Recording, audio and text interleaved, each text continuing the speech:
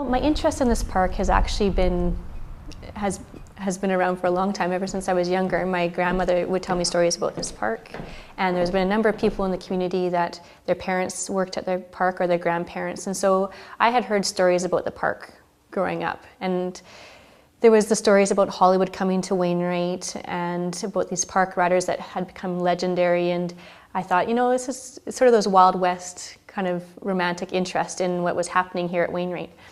And so that's really how I became interested in it, and I was able to interview one of the wardens, Ray Sharp, and in 1999, and had a conversation with him and about his memories of the park.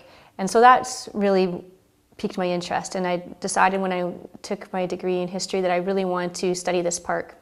And so that's really how it started, and I was always curious about the idea of the herd being diseased. I wondered if that's the reason that it was closed. I had heard rumblings about that, and but other people felt like they didn't have disease, and so that also prompted me to study it. I wanted to find out what actually did happen in here, and why did it close, and why did the park close and the military base take over.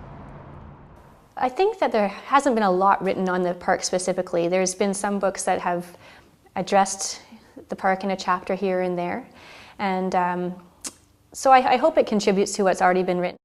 In some ways I think it's a bit of a sad story, and it was a hard thing to write because I grew up with the interest of loving the park, and I do still love the history of the park, but I just hope that maybe it can be something that would be helpful to the other history, that, you know, they must have learned lessons at this park. They had to have learned from what they were doing, and I think there was sort of an unfortunate situation that the managers found themselves in, and so I hope that, if nothing else, that it can add to what we know about the history, but also just give us an idea about what the time was like, and maybe how we can learn with wildlife efforts in the future.